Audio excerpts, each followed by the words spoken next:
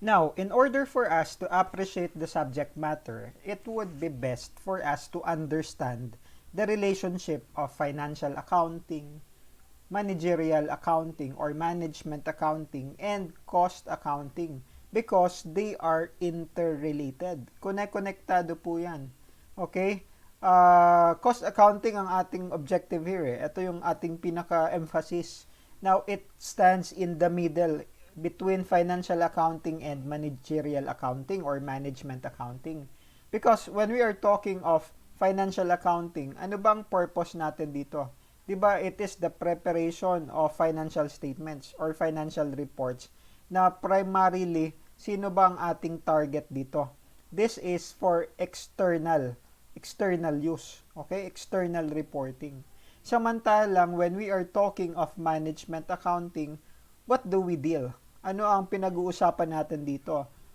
Okay, aside from financial information, we are also talking of non-financial information. But the emphasis, the use, okay, ang target natin dito, hindi yung external users, but primarily the internal users.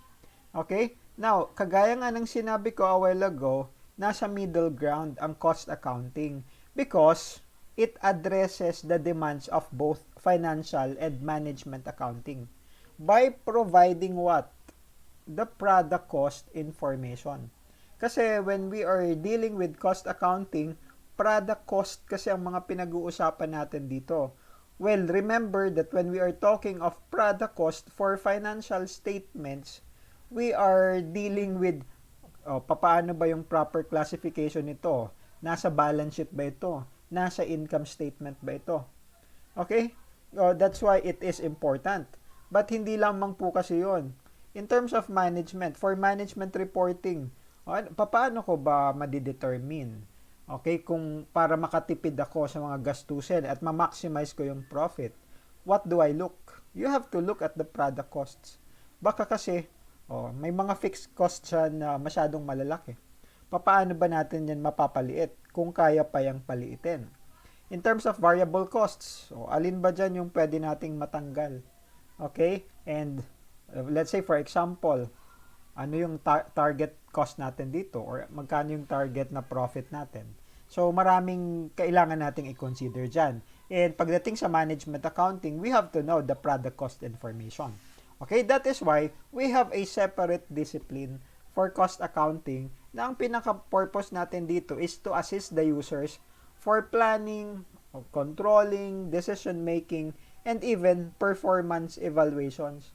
Okay? So, malaki yung naitutulong nitong cost accounting. Now, just to give a simple explanation or simple comparison ng financial accounting and managerial accounting, you can look at this visual here, at this image. Nandito sa taas, yung financial accounting, nandito naman sa baba, yung management accounting or managerial accounting. When we are talking of the focus, ang focus ng financial accounting is the aggregate, the whole organization. Okay, kasi we are presenting the financial reports, the financial information for external users. Primarily, yung ating mga investors and yung ating mga creditors. Okay? But when we are talking of managerial accounting or management accounting, we are talking of parts of the organization, segmented, no? Okay?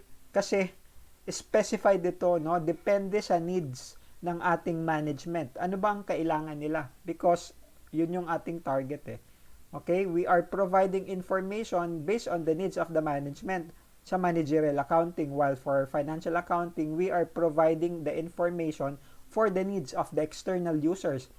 Okay? So that for external users, hindi natin pwede yung dayain, no? So we have to provide a general purpose financial statement. Samantalang for managerial accounting, we can present information as long as ito yung kailangan, no? So pwedeng hindi natin ipakita yung buo, depende doon sa pangangailangan ng management. Okay? Now, when we are talking of financial accounting, historical yan. Okay? We are looking on the past transactions, quantitative financial information. Whereas, when we are talking of managerial accounting, bukod sa historical, it is also forward-looking. Kaya nga dito nagkakaroon tayo ng mga projections, mga budget, no? Target costing. May mga consideration tayo, ano, how do we project our costs sa ngayon based on our planning. Ito yung, okay, we look at the historical data. Ito yung mga nangyari in the past few years. Ito yung currently na meron tayo. O how do we minimize the cost? How do we maximize our revenue so we can project?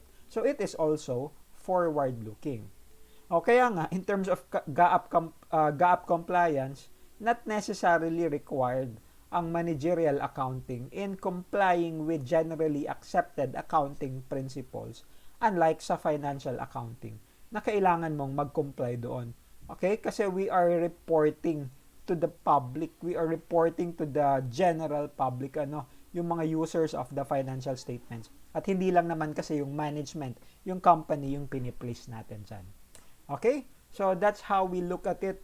But remember, our focus here is yung nasa cost accounting, yung nasa in-between. Okay? So, marami pa tayong pag-uusapan about cost accounting later on. Pag-uusapan natin ito in short video lectures para mayroon tayong concentration ng topics. But if you have any questions, please let me know. I'd be happy to assist you. And until next time, bye-bye.